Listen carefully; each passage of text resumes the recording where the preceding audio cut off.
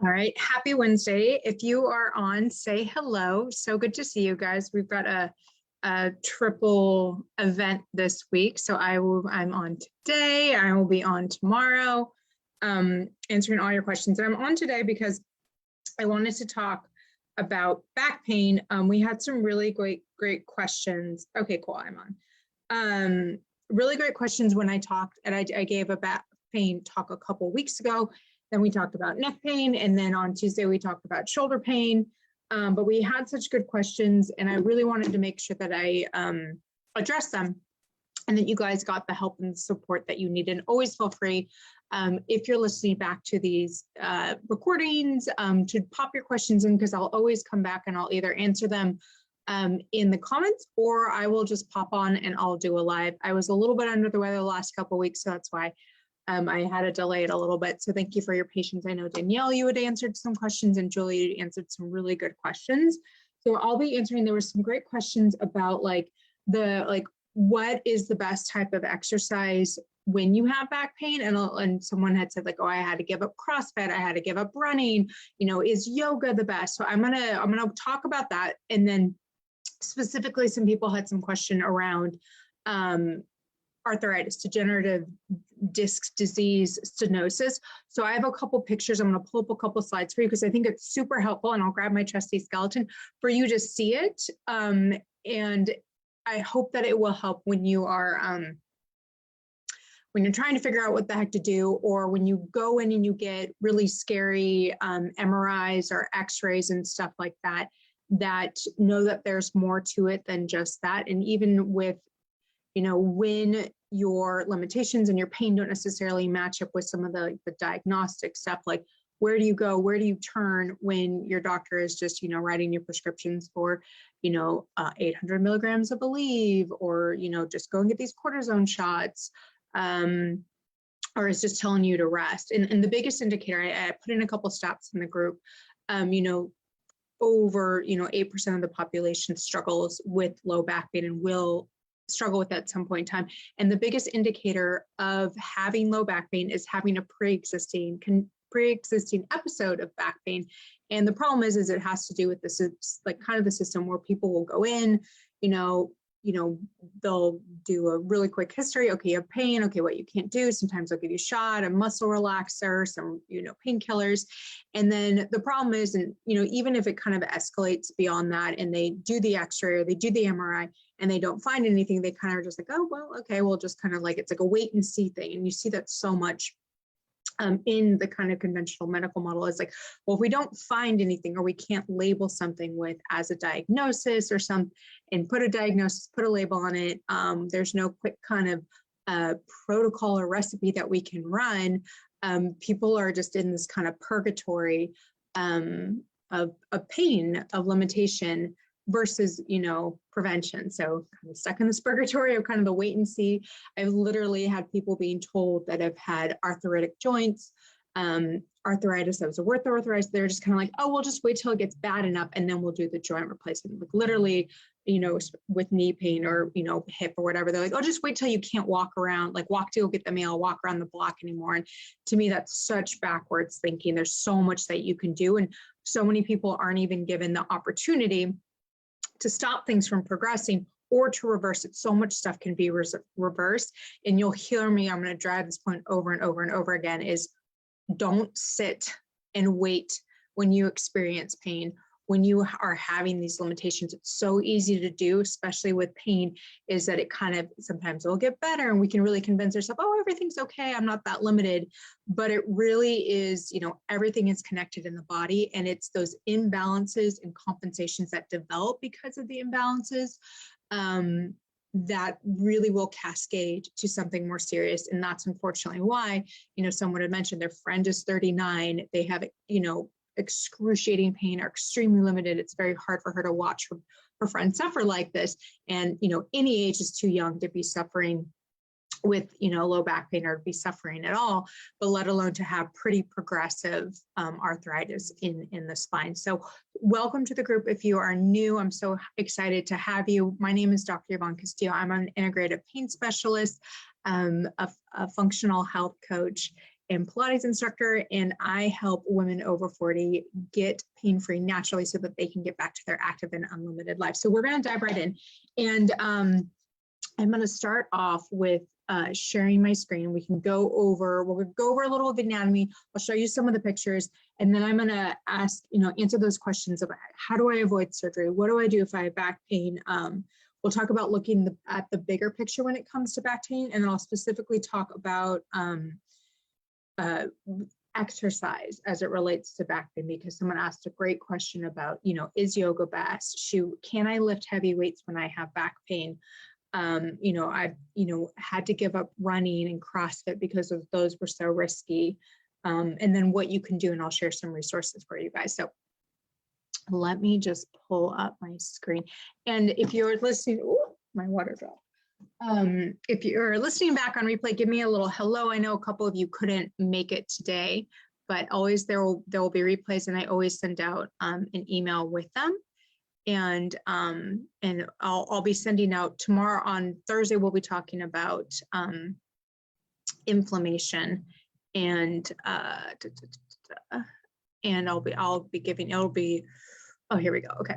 Let me share my screen, and I'll be sending you guys some resources and recipes in that email as well. Okay. Share screen. Here we go. Okay, and you can give me a thumbs up if you can see my slides. It should take a little bit. Okay, and just make sure that I'm out of the way. All right, so low back pain. As we know, it's common. It's for most people, it's a matter of, I'd say the same thing with the shoulder, that it's a matter of kind of when and not if that you'll be experiencing low back pain at some point in time. So here we're looking at the spine, and a big, just like anything, when we're thinking about imbalances in the body, pain, limitation, it really boils down. Imbalances happen in the body. It's kind of threefold. I kind of call them the 3 Bs, but it's, it's biomechanical, it's structural. So it will be related to your posture, alignment, so your foundation. Then it will be, and along with that too is your mobility. So your mobility, your flexibility, and then also your movement pattern. So it's the how you're moving, the quality at which you're moving. A lot of people have poor movement patterns that they've developed over time that are compensations, and those things are kind of the structural component that can lead to pain, inflammation, imbalances in the body. The second thing is the biochemical side of it. So I know it can sound like a scary word, but when we think of biochemical, we're thinking of, hormones in your body, the signals, inflammatory, like the inflammatory process, like those little chemotactic factors. That's when we're thinking about the biochemistry, the neurotransmitters, so the signalers that go throughout your body. When those are off, or when there's imbalance, and also the nutritional component, especially when it comes to pain and inflammation. If you got something, and we're going to talk about this in the inflammation series, but if you're eating a very inflammatory diet, being in pain and just that process of chronic inflammation of itself doesn't just impact the localized area, whether that's a joint or a disc or something. It's systemic and through there. So that means that everything is involved. And when your body is kind of overly taxed and trying to heal itself, and yet you're not taking in appropriate nutrients, or for some reason you can't assimilate those nutrients. So it's not just like, even if you have the squeaky clean diet, but if there are imbalances of your hormones, or if you have something like intestinal permeability or leaky gut, and you're not actually able to take in the nutrients, it's going to impact your healing. And I see this as such a big gap of where people are, thinking they're doing all the right things, but they're only doing kind of one part of it. And that's why they stay in this place where they're stuck, they're in chronic pain, they have this exhaustion all the time, or that they feel like they just can't recover like they used to, or they can't recover like their friends. They go do an activity and then they're sore and they're swollen and they just can't bounce back. And another thing is that, or they can't do like the activities that they want to do, like have these big full days, or do kind of things back to back. Or if it's like, oh, if I walk one day, then I can't do something the next because I'm just, wiped out, or I'm super swollen, or I'm super sore. So that's a part of it too. So when we're looking, and then the last kind of part of that, when we're thinking of the three things that cause imbalance that can lead to pain and illness, is the kind of the brain beliefs around it. So the emotional and energetic side of things, and especially if you're in pain, especially with back pain, there is such a deep rooted part of it is the emotional side to it. A lot of where people will hold pain, will hold trauma, will be in their back, their low back, their neck, pelvic floor. See it all the time, and it can be in other areas. But a lot of time there is some underlying emotional component to it. And if we're not addressing that, that's where, again, people will stay stuck, and people's beliefs too around, is it possible for me to get, to a place of pain freedom? Have you, gone to a bunch of doctors and there's nothing they can do? They're just saying, oh, you just have to give up everything. Like it's only a matter of like waiting for surgery, that in of itself of how we perceive our ability to get pain-free or to, find tools, get support, work with a coach so that we can reverse our pain is a really big deal. You told that, and I hear this all the time, like, oh, exercises won't help, or, oh, nutrition doesn't help. People kind of just like brush it off. Well, if you're in a place of believing that that's not going to work, it's definitely going to throw up a barrier for people to get better. And that's where the self-sabotage comes in, is, where people are, are kind of halfway doing it, but not really all the way doing what needs to be done to reverse the pain. So, and Danielle, I see you're on. So nice to see you. I'm so glad you made it. So, okay. So here we're looking at, so we can get clear on kind of, what's going on and causing pain. We're looking at the spine kind of from head to tail here. Literally your head will just sit up and you see these natural curvatures of the spine. And the reason we have these curvatures, because if we have a really like up and down rigid spine, that's a lot of impact and shear force. So we have these nice curvatures of our spine because it's literally like a spring. And that allows us to have that shock absorption in through there. And between each one of your vertebrae, you have these little cushions and these little discs. Again, their job is to give us that shock absorption. And through each one of these little holes that you see, that's where you're going to see exiting of the spinal nerves. And I'll have in a couple slides, I have a slide, especially Danielle for you, because I know you said your friend had stenosis, but there'll be pictures of kind of inflammation, arthritis, and you'll see how when we develop those kind of bone spurs of the arthritis, it starts to impinge on those nerves. And that's where we can run into issues where people have pain, kind of neurological symptoms, and that's what can be in like the numbness and tingling or the weakness. Or those sharp jabs into there that sometimes are some of the symptoms that people feel when they get back pain. So, okay, so here we have like a zoomed in view, and this is of the lumbar spine because these are the bigger, fatter ones, because that's where a lot of our weight is. So we have, on your left side, I think it's going to be the left side here, but it says a healthy spine. You have your disc here.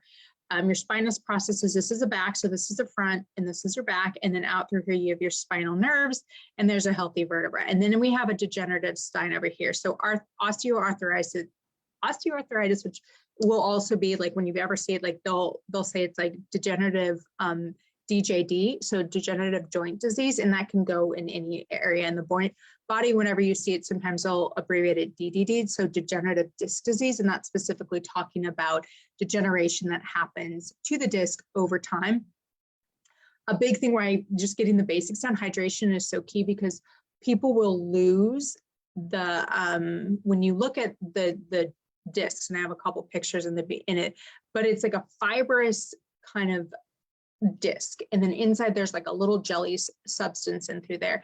And what happens over time is either from it getting compressed or getting sheared, from just what people do, being very sedentary, poor patterns and stuff like that, and postures, it can lead to where we start to see kind of a losing of that disc height and stuff like that. Another kind of plus for Pilates is because it kind of lengthens your body. It actually shows that you can actually take that compression off, and you can it kind of helps kind of allow the kind of the body to rebound. That's why if you like start at the beginning of the day, a good test is if you ever go in your car and you're driving and you kind of see where like you adjust your rear view mirror, and then at the end of the day you go in and you're like, oh my gosh, I can't see out of it, and you kind of have to adjust it. That can be just from, you know, the compression that we go through the sitting throughout the day. That's why it's really important to move your body and do kind of lengthening muscle supporting activities. So that's kind of a side by side, healthy, degenerative, and a couple more pictures for you. So this is kind of zoomed in even more. So degenerative disc disease. So what you're seeing in through here with all this kind of redness is in through there. So that's just showing degeneration of the spine, kind of loss of what we see is that disc height in through there. And what can happen is anywhere in there, and I talked about this on Tuesday when we talked about the shoulder, but when bone contacts bone, it stimulates bone growth. So you get these things called osteophytes, also called bone spurs. So you start to get these little kind of calcium deposits that start to form, and it doesn't need to be a whole lot. And the interesting thing is when you look on MRI and X-ray, it doesn't necessarily match up clinically. Is if you have, like, some people can just have like complete loss of disc height, or these like horrifying, it looks like these like snaggling like little teeth, or like icicles at the end of their disc, and yet they're not really that symptomatic. And then other people you'll look at there and you're like, wow, it's like not that bad of an MRI. They got a little bit more space in the spinal canal for the nerve to come through, or the discs don't look that bad. And yet they're in excruciating pain. So that's why it's always important is when I say you want to look at the big picture. You want to see how somebody is presenting clinically, but then you also want to see if you are going down the route of doing diagnostics.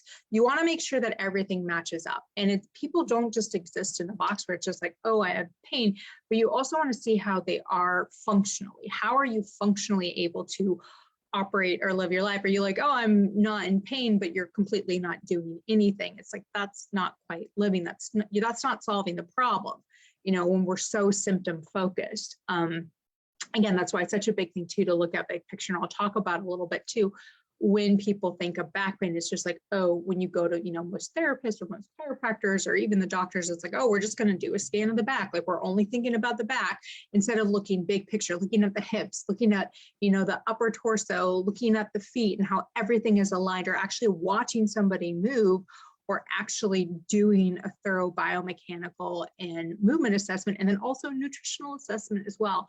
And I think that's the biggest piece why so many people are stuck in this place of, you know, low back pain, chronic low back pain. It comes back again and again and again because we're kind of trained. And again, too, it's like, oh, we're only going to look at the symptom, just very focal, versus like asking the why, the deeper why do I have this back pain?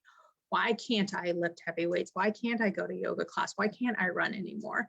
And when we get and truly answer that deeper why, then we start to get places. So we're looking at, again, degenerative disc disease. There's a loss of the height. This little yellow thing right there. That's just depicting the nerve coming out. And you can start to see how those little jagged teeth are impinging on that nerves.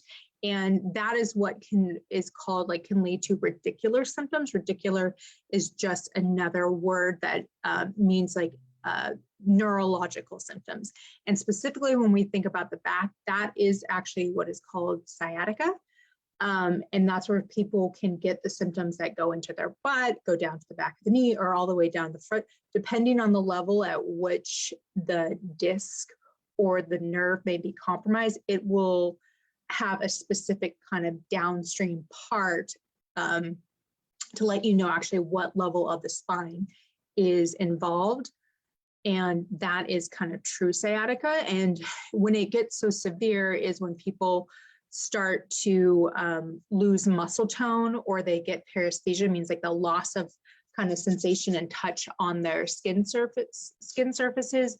Another really serious thing is when people like start tripping and falling over their feet, because that means that nerve, because it's been compressed for so long, that signal that's going is no longer going to the muscle. And when we start to see atrophy of muscles, or people are tripping and falling, even when people, again, another question that we ask is like, how's your bowel and bladder function or sexual function? And when we start to see that those things are starting to be impacted, it's really letting us know that that nerve is getting irritated, it's getting compressed, so it's no longer sending the signal. And it's a pretty serious thing when we start to see that, because it can get to the point of no return when that nerve, becomes so compromised that it no longer can supply the muscles, supply the skin, and do its function, and people can get very serious things. And that's when it becomes a more emergency situation where people have to go in for surgery. So again, here's another picture just showing the progression of arthritic spine. So again, Danielle, I know you said your friend had was told she had a pretty arthritic spine, and you can see that it can be become so progressive that when you look on some x-rays, that the disc looks completely gone. And a lot of times in those situations, when they go down a surgical route, they'll do something called a discectomy. They'll actually take the disc out and they'll actually do a fusion and fuse it together. I sent out an email like a month ago. Let me know. I can resend it to you, but I literally, it was more of like a blog post. I think we'll turn it into a blog. But I basically went through a bunch of the different surgical procedures as it pertains to the back, and what kind of symptoms kind of tend to predispose those. And it is known that you really have a flip of a coin chance when you get spinal surgery that it will actually work, especially when we're thinking about, stenosis, or when they're doing fusions. What happens in all the time is, okay, they'll fuse a segment, but we need mobility in our body. So if you fuse the segment, what's going to happen is the segment above it is going to have to bear the brunt of making up for the mobility that's lost. And the body is designed in a way perfectly for a reason. And when you fuse a low lumbar spine, and then now you're asking, segment above or your mid-thoracic, and you look at where those curves are, and you're changing the line of pull, or when you're walking and all those things, that's where we start to see literally where people will chase fusion after fusion. I've seen that a lot in the neck and a lot in the low back, where literally they go in for one fusion, then they go in the next one, and they go in the next one. And it just, again, will impact biomechanically what your body can do, sitting, sleeping, walking, running, skiing, all those types of things. And again, if the root cause is not addressed, even going in through surgery won't necessarily fix the problem. Although you may be out of pain. Okay, and so now we're looking at, again, they're zooming in on the lumbar area, because it tends to be the segments that we tend to see involved most often are this is your sacral area. So it's called S1. Then you have L5, L4, 3, 2, and 1. Most people, it's like L5, S1, L4, L5. And that just has to do because where that really tends to get really curved. And most people, when you look at it, and again, I always encourage just to see what you notice when you're looking at people's posture. But people tend to have that banana back, that big sway in their back, and it literally can just pinch those segments so much. And that's why those segments tend to get involved and be impacted with low back pain as well. The other ones that you'll see, if it comes up a little bit higher at L2, L3, I typically tend to see when I'm looking at people and I'm looking at when they're walking, they do this kind of like rotation, and it happens because of immobility of your hip. I'm going to go into this deeper in just a little bit, but immobility of their hips. So when they're walking, their pelvis isn't moving, they can't get their legs out in front of them. So what happens is because they don't have hip extension, they'll take it in their low back. And I went over to this, and I'll go over it again. I did a walking workshop a couple weeks ago, but if you can see me, like most people, like if you can't get your hip behind you, people like take it in their back. And one thing that you tend to see is like when I watch people walk, they'll do this rotation and extension because they can't get their hip behind them. So every single time they're taking a step, they're kind of like pinching and moving their spine like that. So over time, it's going to wear that area down. That bone's going to contact bone. It's going to lead to bone spurs, or it can pinch off nerves or start to compress the spine. And again, it's not just with the walking, but it's with everything that people do. They go to lift something up, and that's why you always classically, like I've heard like for multiple people that have come in to see me to get help with their back pain, is like, oh, they were like lifting up, they were on a ladder, and it was like, whoa, and they went back, and it was like they were already maximally kind of compromised in there, and then they go back a little bit more, and then they herniate a disc, or so many people when they exercise. It was my cousin's husband, he was doing core exercise. I can't tell you how many times people that do core exercises and they end up blowing out his back, especially doing like those like Russian things where people like lifting their legs up, or they're like twisting and doing stuff. And it's like, those aren't necessarily like bad things to do, but people don't do them with great form, and their body to begin with isn't mobile enough, isn't strong enough to handle those movements. And that's why even people will like, I'll hear like the goat and like bend over to pick something off the floor. They don't do it with great form. They're not very strong, or they do these combined movements where it's like, oh, or they're like picking up a squirrely kid and the kid like went one way and they're just, oh, it just like tweaked their back. And it was the thing that made it go. So so we're looking at, again, normal anatomy on your left, and then you see what you see here. So this is the disc. This is like looking down on your disc. So this is like what I said, this is like the dense fibrous tissue.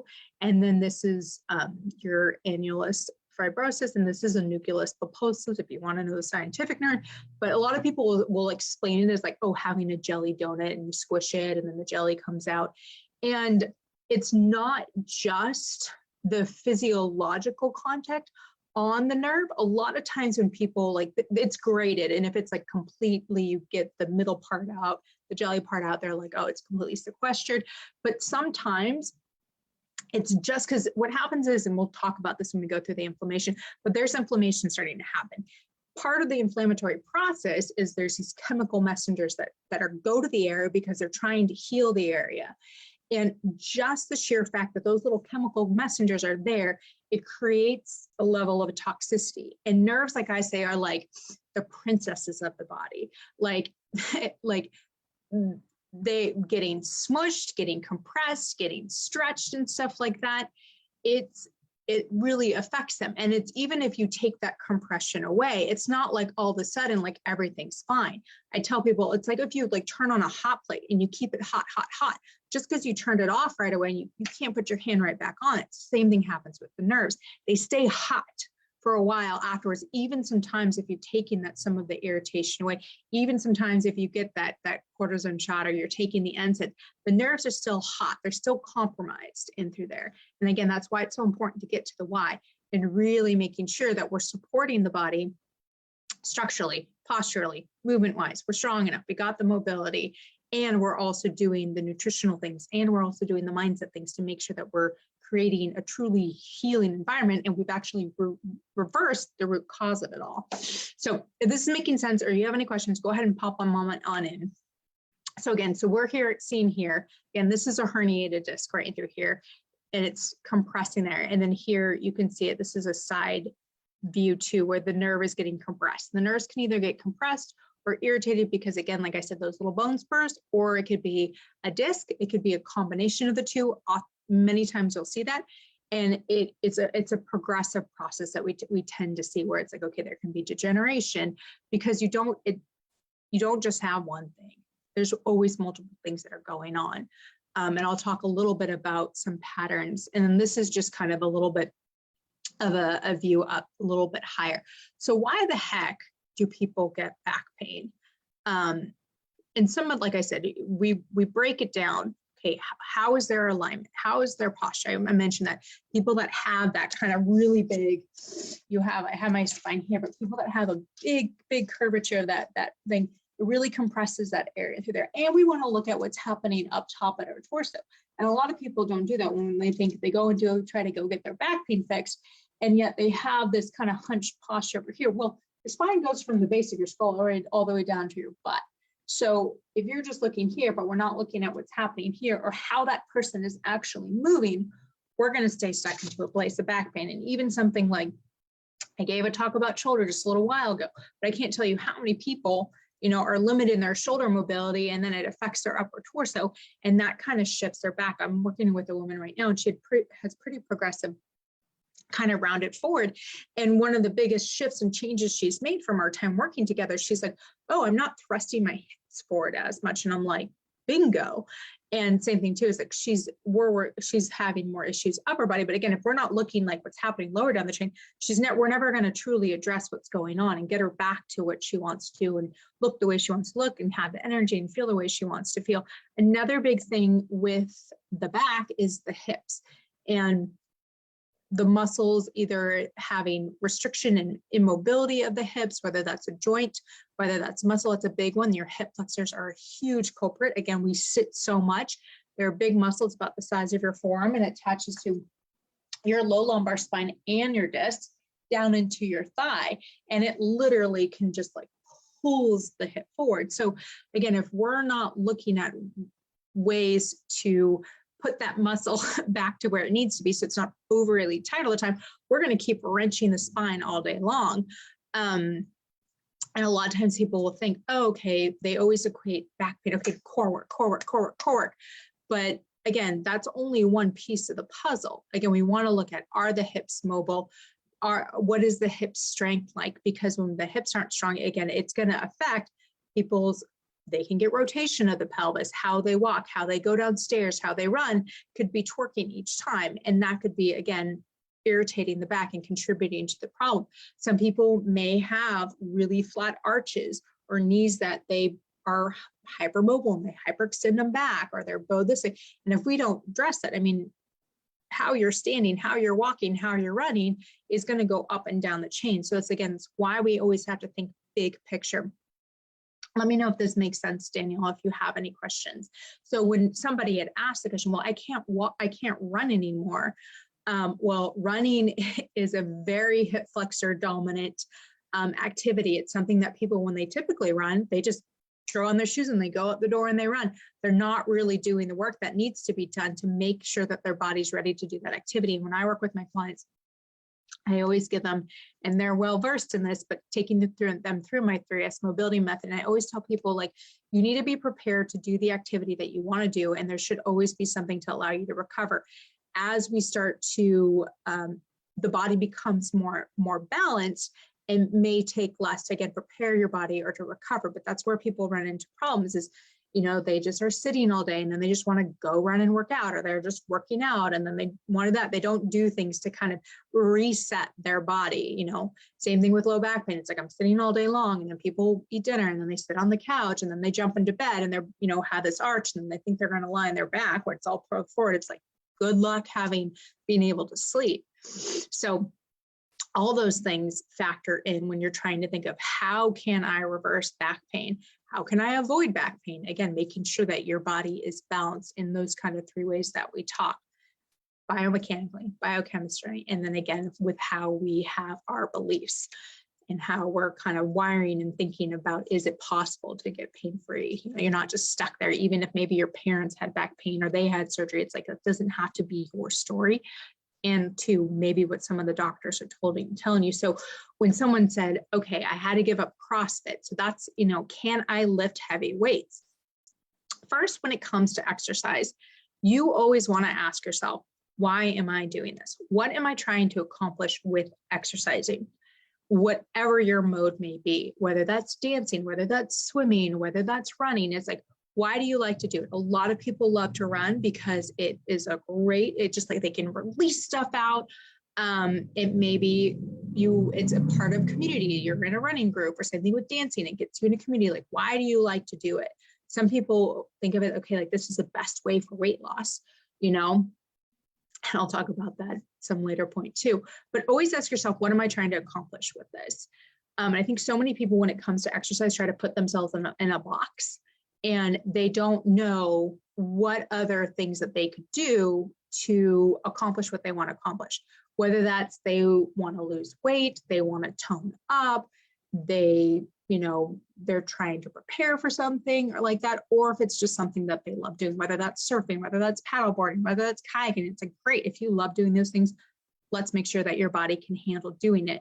And things will differ, you know, how long you sustain that activity, how long you're walking for, how long you're hiking for, rather how long you're skiing for, all those different things. You need to make sure that you're training your body, prepare you to do those activities. And some exercises are just not great exercises, or how people do them, quite frankly. But when she asked, can I still lift heavy with low back pain? And she was, I think, talking more from like a CrossFit thing, which people, they can really tend to push sometimes really heavy lifting. But I honestly think it becomes more of a mechanics thing.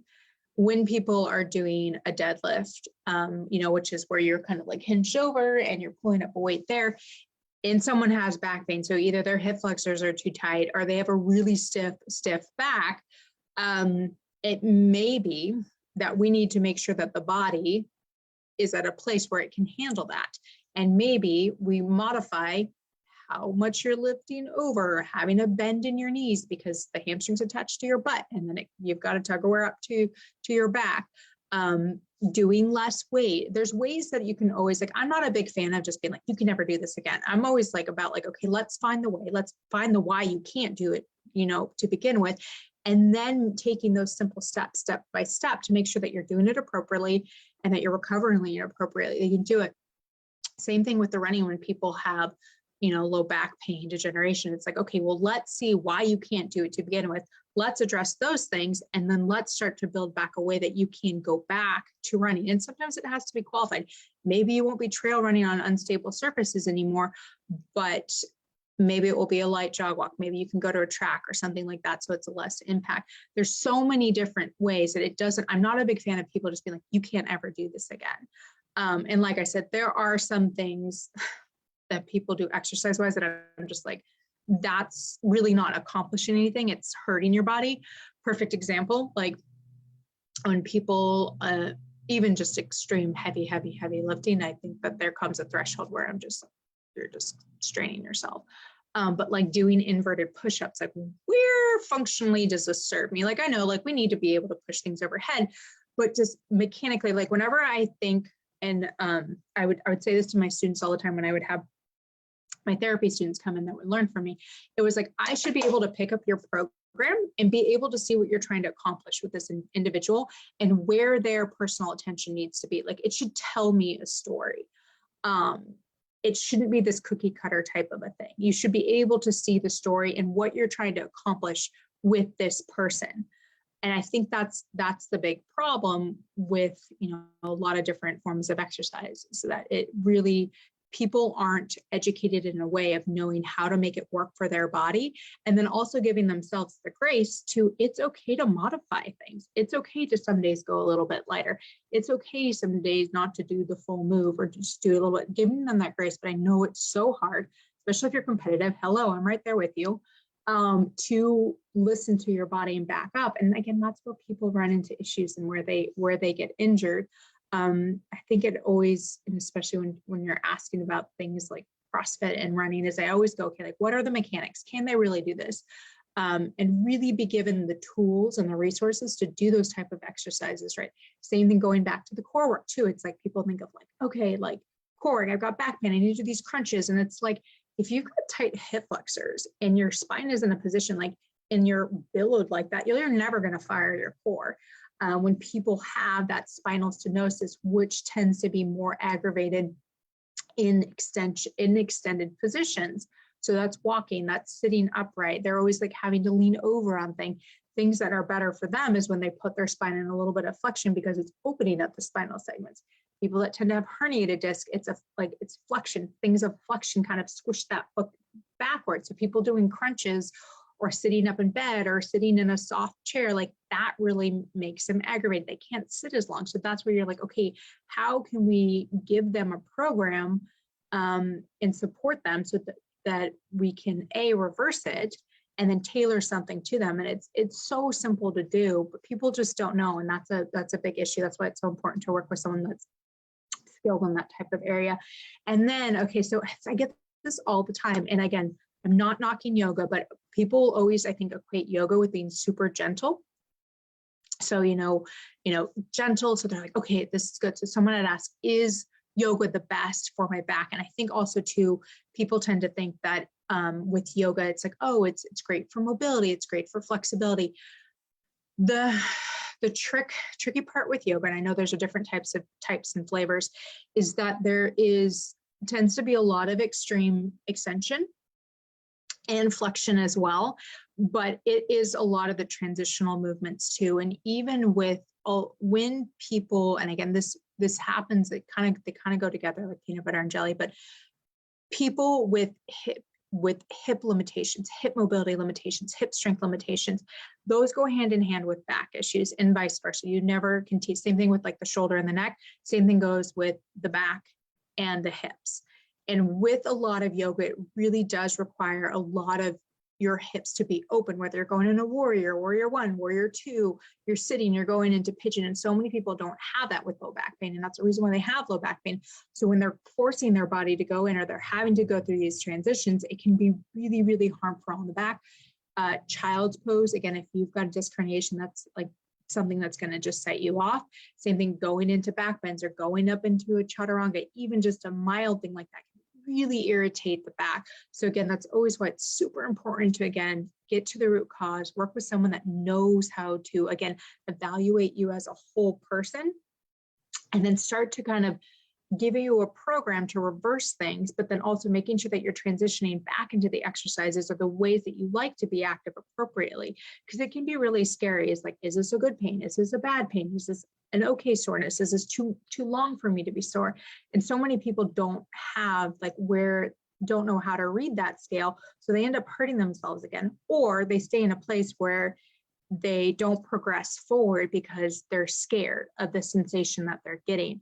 And that just goes, that's why it's so important, again, to work with someone, work with a coach that knows the body really well, that's worked with, hundreds of people, and it can take you to a place of being maybe fearful and in pain to a place of kind of permanent pain freedom. So let me make sure we got everything. So again, going back, we looked at the anatomy of the back, how important to look at big picture whole body. So even if you have back pain, again, we want to look at you from kind of head to toe, what's going on, and not just statically. And that's what so many people do, but really assessing and how you're moving as a whole, how you're walking, how you're doing functional movements is so important.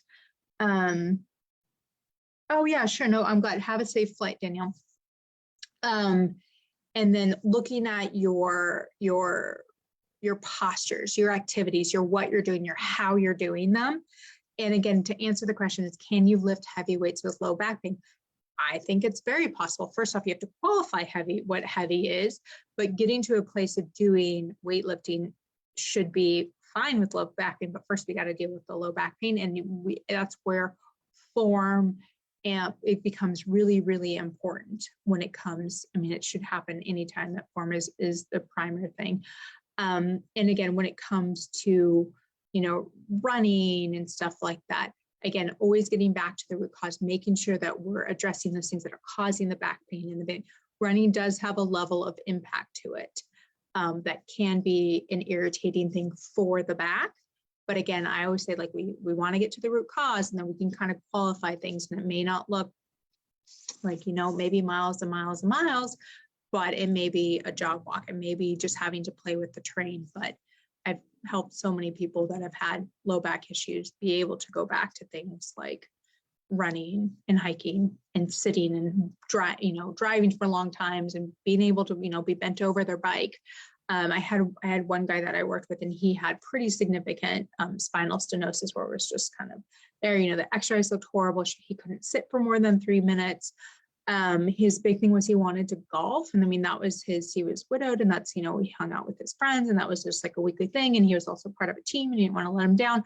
But, and again, looking at whole pictures, we looked at kind of those three aspects of it, really just kind of chipped away at it and addressed, the postural things. And he was overweight and had a bit of a belly. So that was, again, why it's important to, again, look at the nutritional component too.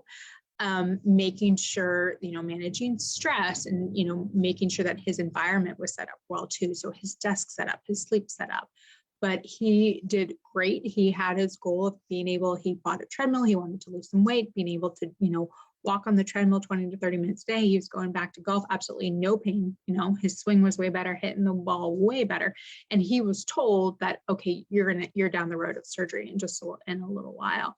And so it always goes to show you, that's why it's so important, again, to look and to really try to find the why behind the pain. And again, look at you as a whole being, not just that focal, okay, you're just low back pain, you're just stenosis, you just have bone spurs, there's nothing that we can do for you. So let me know if you have any questions. I will come back and I will answer them for you. And tomorrow I will be on at 5 p.m. Pacific Standard Time, and we'll be talking about inflammation. It's going to be a 4-part series. So tomorrow is kind of the bird's eye view of the big picture of inflammation and how that impacts pain and healing and energy and stress. And then I'll be kind of walking you through kind of 4 weeks of giving you the tools and resources to help to naturally reverse inflammation. So I hope you have a wonderful evening, and I will see you guys tomorrow. Okay, bye.